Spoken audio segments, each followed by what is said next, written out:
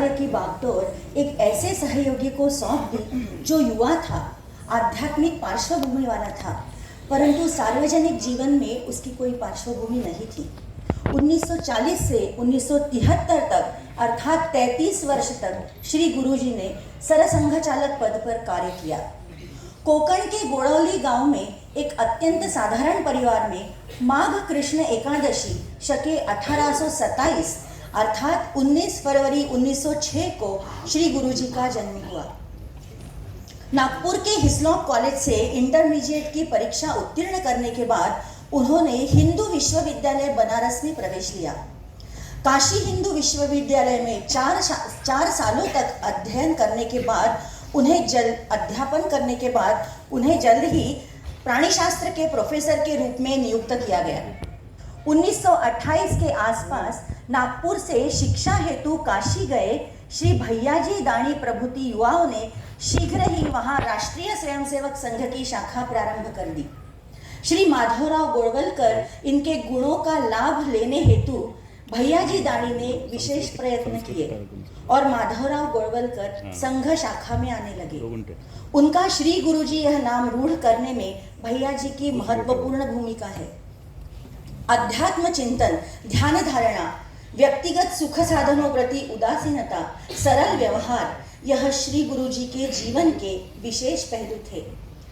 हाथ लिए हुए काम को पर चित्त एकाग्र करना वह विद्यार्थी दशा में ही सीख गए थे। एक बार वह पढ़ रहे थे तो एक बिच्छू ने आके उनके पैर को काट लिया। उन्होंने शांति से एक चीरा लगाया और रक्त प्रवाहित कर दिया। फिर पोटेशियम परमैंगनेट के पानी में पैर रख वह अभ्यास में जुट गए। जब मित्रों ने पूछा कि ऐसी अवस्था में आप अभ्यास कैसे कर सकते हो, तो वह मुस्कुराकर बोले, बिच्छू ने पैर को काटा है, दिमाग को नहीं। यह सभी गुण संघ कार्य में उपयुक्त थे और डॉक्टर जी ने इनको भांप लिया। सहकार्यवाह के रूप में गुरुजी का कार्यकाल मात्र 10 माह का था और इस समय कार्य प्रगति पथ पर था। एक ओर डॉक्टर जी के स्वास्थ्य की चिंता और दूसरी ओर स्वाभाविक कार्य विस्तार तथा चल रहे कार्यों को सुदृढ़ करने की चिंता, यह परिस्थिति गुरुजी को दिख रही थी और डॉक्टर जी का देहांत हो गया। गुरुजी ने विनम्रता पूर्वक सरसंघ चालक का दायित्व स्वीकार करते हुए अपने पहले भाषण में कहा, जो डॉक्टर जी जैसे महान व्यक्ति के समक्ष नतमस्तक नहीं हो सकता, वह जीवन में कुछ नहीं कर पाएगा। शिवो भूत्वा शिवम यजेत, यह हमारे धर्म की विशेषता है। डॉक्टर जी ने मुझे बहुत कठिन जिम्मेदारी दी है। यह विक्रमादित्य का सिंहासन है। आज मेरे जैसा सामान्य व्यक्ति इस सिंहासन पे आसीन हुआ है, परंतु हमारे महान नेता के पुण्य के कारण मेरे हाथ से उचित कार्य ही होंगे। ज्येष्ठ शुद्ध पंचमी यानी 5 जून 1973 सुबह स्नान हुआ। श्वास लेना कठिन होने लगा तो डॉक्टर आबाजी थत्ते ऑक्सीजन देने लगे। शरीर अस्वस्थ था। श्री बाड़ा साहेब देवरस जी को संदेश भेजा गया। रात्रि 8 बजे श्री बाबूराव चौथाई वाले जी का सहारा लेकर वह स्नान गृह में गए। बाहर आने हेतु जैसे ही मुड़े, बाबूराव जी के कंधे पर सिर रख दिया। श्री गुरुजी की सेवा में रहने वाले श्री विष्णु पंत मुठार जी दौड़ कर आए। श्री गुरुजी को उठा के दोनों ने कुर्सी पर बिठाया। श्वास मंद होने लगा, मुद्रा प्रसन्न दिखने लगी और रात्रि 9:05 पर अंतिम सांस निकली और श्री गुरुजी का आत्मा देह के बंदीवास से मुक्त हुआ। 33 वर्ष सर्वाधिक काल सरसंघ चालक रहे श्री गुरुजी। अपने 33 वर्ष के कार्यकाल में लगभग 60 बार उन्होंने देश की परिक्रमा की, अनेक संस्थाओं का निर्माण किया। उस वक्त के अगर छायाचित्र आप देखें तो दिखाई देता है सिर्फ गुरुजी दाढ़ी में है, क्योंकि उस वक्त संघ स्वयंसेवक को मूंछ के अलावा दाढ़ी बढ़ाने की अनुमति नहीं थी। फिर गुरुजी को दाढ़ी कैसे? ऐसा भी मन में प्रश्न खड़ा हो सकता है। हुआ ये कि गुरुजी आध्यात्मिक परिवार से थे और यहां तक उनकी ऊंचाई थी कि उनको शंकराचार्य पद के लिए चुना भी गया था, लेकिन विनम्रता पूर्वक उन्होंने बस कह दिया कि मैंने डॉक्टर जी को वचन दिया है कि मैं संघ का पदभार संभालूंगा, इसलिए मैं शंकराचार्य पद नहीं ले सकता। आने के बाद जब डॉक्टर जी ने उन्हें देखा तो बोला कि दाढ़ी क्यों बढ़ा रहे हो?